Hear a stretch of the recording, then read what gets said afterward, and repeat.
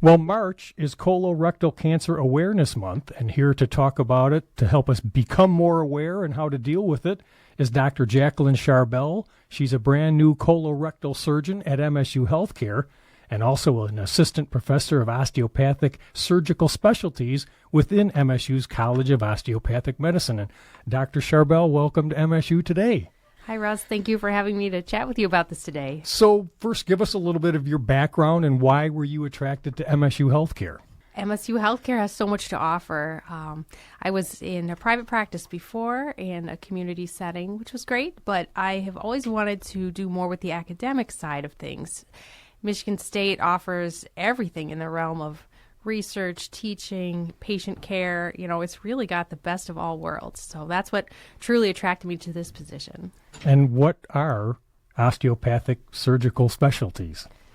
We are surgical specialists in the realm of urology, colorectal surgery, orthopedic surgery, and we work hand in hand with the general surgeons, vascular surgeons, basically all surgeons who are at both Sparrow and McLaren health systems. Well, let's talk a little bit about your specialty as a colorectal surgeon. Talk about your role, what you do, and sort of your practice philosophy, too, as you treat patients. So the practice philosophy for me, Russ, is really prevention is key.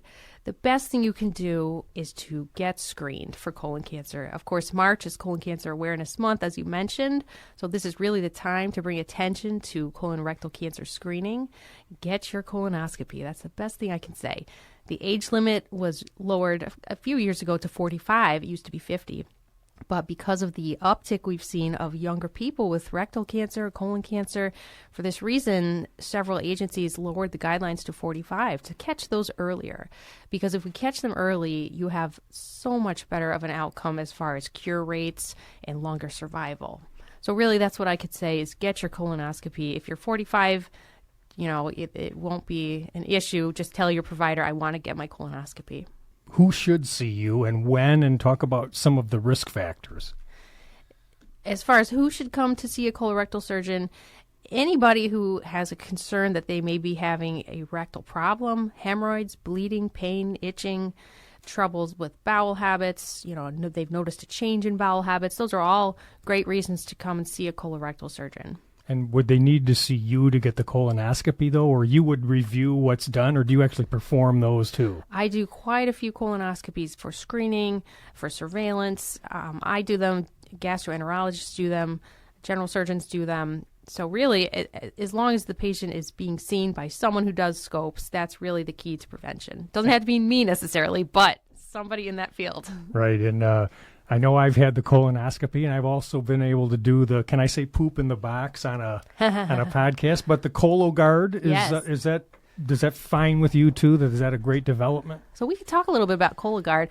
Cologuard is convenient because it's a little kit that shows up in your mailbox. You don't have to do a bowel prep. You don't have to change what you eat. It's all done in the privacy of your own home. So you follow the directions, you send it back in the mail, and then your doctor gets a report saying it's either positive or negative. And what it's looking for is cancer DNA cells. So Cologuard has about an 8% miss rate, though, which is higher than colonoscopy. So it's certainly not perfect, and it has a 13% positive rate when there's really nothing positive. So we call that a false positive and then a false negative. Those numbers are a little bit different than what a traditional colonoscopy is. So the gold standard is still colonoscopy because it's better diagnostically and it can take polyps out, whereas Cologuard, it just tells you positive or negative. It doesn't treat anything. Interesting. But and you really should get the colonoscopy on your first one, right? I just thought the Cologuard might be later on if your numbers look good and you've had a real one, or is that? That's correct. Okay. So I recommend that people get a baseline colonoscopy if you have no polyps and no family history. Then you are a candidate for a Cologuard test, which is every 3 years. However, if your Cologuard test comes back positive, then you've got to follow up with a traditional colonoscopy. And but I guess that's better than not doing one at all. It is, absolutely, right. Absolutely. And Dr. Charbel, you've been touching on some of them. Are there any particular facts or myths when it comes to colorectal cancer, like facts you'd like to reinforce or maybe some myths to dispel? That really prevention is key. This doesn't have to be a scary sentence for you. If you just come in early as you're directed, we can really prevent a lot of difficulty down the line. So doing the bowel prep is not that bad. That's one myth. People are very, alarmed about, I have to drink this and it's going to give me diarrhea.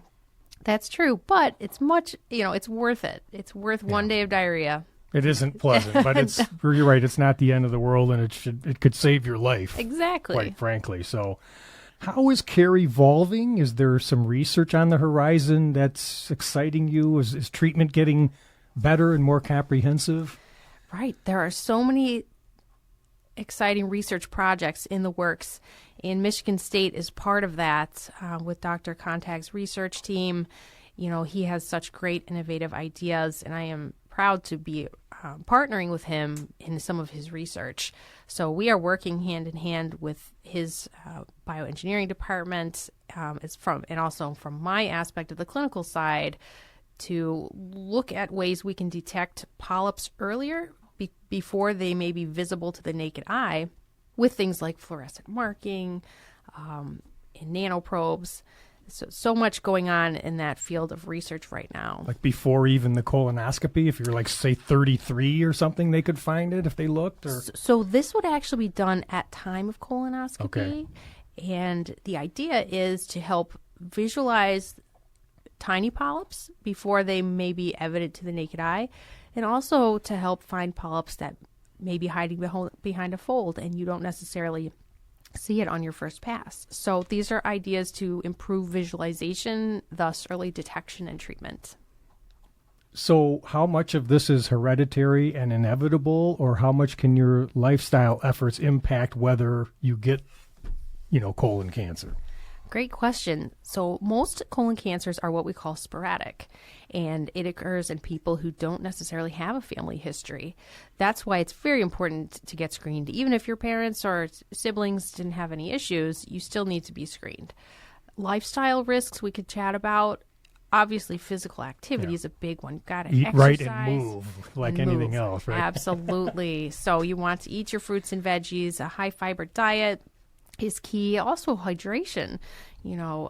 Avoiding too much in the way of soda or alcohol and really focusing on water, truly, is key. Vitamin D is important. You want to make sure your vitamin D levels are adequate, which is a blood test. You can have your primary care provider check for you. Also, getting enough sleep is huge. Studies have shown people who do not have a consistent good night's sleep, or they work night shift for their entire lives, actually have a higher chance of developing colon cancer throughout their life.